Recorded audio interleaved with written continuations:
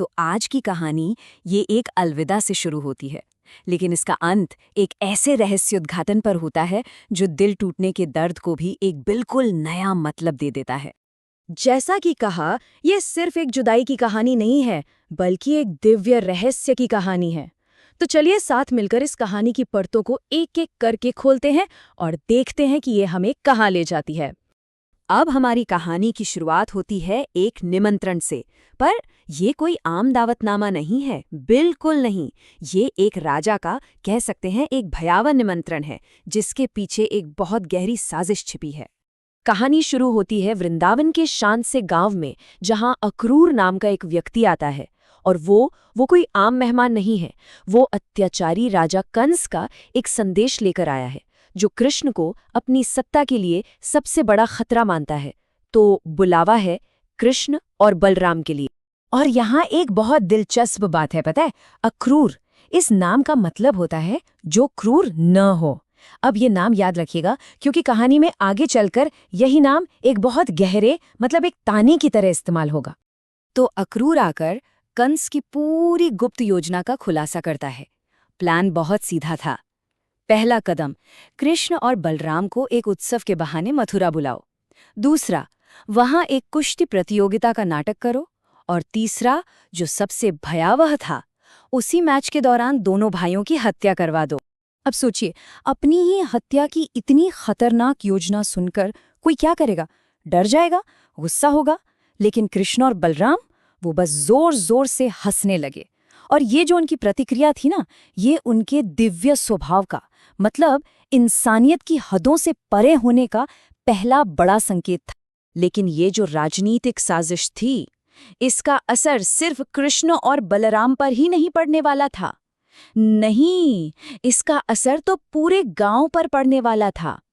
और यहीं से हमारी कहानी एक व्यक्तिगत दुख की ओर मुड़ती है, जहां हम वृंदावन की गोपियों के टूटे हुए दिलों की कहानी देखते हैं। जब गोपियों को, मतलब गांव की वो युवतियां जिनके लिए कृष्ण ही उनकी पूरी दुनिया थे, जब उन्हें पता चलता है कि वो जा रहे हैं, तो सोचिए क्या हुआ होगा। मानो उनकी दुनिया ही बिखर गई। उनका दुख वो अकल्पनीय था। अपनी इस गहरे दुख में वो सीधा विधाता को कोसती हैं। वो कहती हैं, हे विधाता, तुम में जरा भी दया नहीं है। तुम पहले प्राणियों को दोस्ती और प्यार के बंधन में बांधते हो, और फिर उनकी इच्छाएं पूरी होने से पहले ही उन्हें इतनी बेरहमी से अलग कर देते हो। ये सिर्फ एक शिकायत नहीं है, ये उस विश्वास के टूटने की आवाज है जो उन्हें किस्मत पर विधाता पड़ता। और फिर उनका गुस्सा सीधे अक्रूर पर निकलता है। वो कहती हैं, तुम सच में क्रूर हो, जो हमसे हमारी दृष्टि ही छीने जा रहे हो। अब यहाँ दृष्टि का मतलब सिर्फ आंखों की रोशनी नहीं है, इसका मतलब है उनके जीवन का सार, खुद कृष्ण, जिसे वो छीन रहे थे।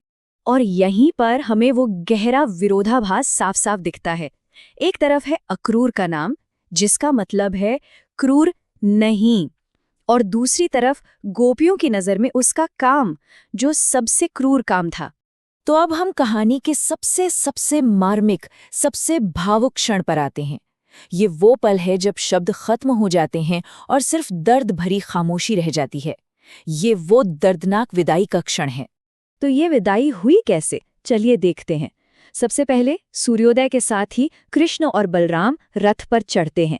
फिर गोपियां अपना सब कुछ भूलकर हे गोविंद, हे माधव पुकारती हुई उनके पीछे भागती हैं।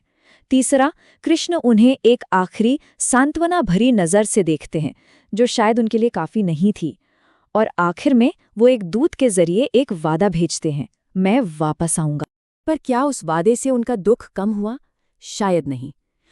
वो तब तक बिना हिले डुले वहीं खड़ी रहीं, जब तक कि रथ से उड़ने वाली धूल भी आंखों से ओझल नहीं हो गई। वो ऐसी लग रही थीं जैसे किसी चित्र में बनी आकृतियां हों। ये जो तस्वीर है ना, ये उनके दुख की गहराई और उनकी लाचारी को हमेशा के लिए कैद कर लेती है। और यहीं से कहानी एक ऐसा मोड़ लेती है जिसकी किसी ने कल्पना भी नहीं की थी। हम इंसानी दुख के गहरे समंदर से निकलकर सीधे ब्रह्मांडीय आश्चर्य के आसमान में पहुंचते हैं। अब शुरू होता है रहस्योद्घाटन का अध्याय। मथुरा के रास्ते में अक्रूर सुबह के पूजा पाठ के लिए पवित्र यमुना नदी के पास रथ रोकता है। उसे जरा भी अंदाजा नहीं था कि ये साधारण सा पड़ाव उसकी जिंदगी का सबसे सबसे असाधारण पल बनने वाला है। जैसे ही वो पानी में मंत्रों का जाप करता है, वो कृष्ण और बलराम को पानी के अंदर खड़ा देखकर एकदम चौंक जाता है।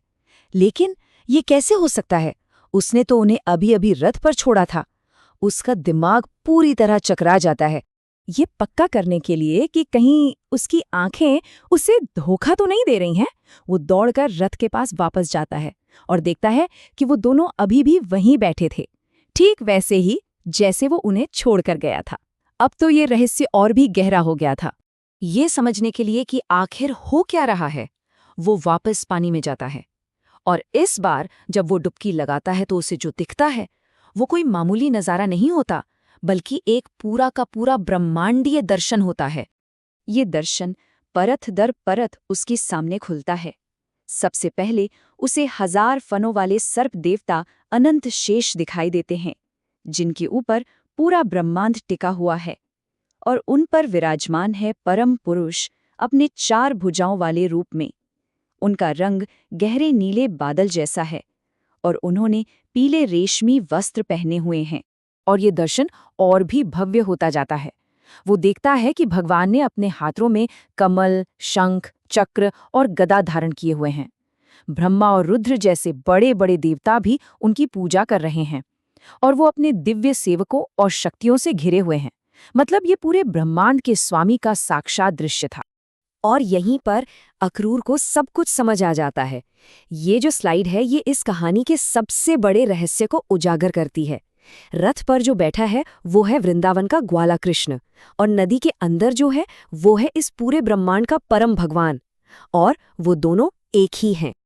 आनंद और भक्ति से अभिभूत होकर अक्रूर के रोंगटे खड़े हो गए और उसकी आंखों से आंसू बहने लगे, जिससे उसका शरीर भीग गया।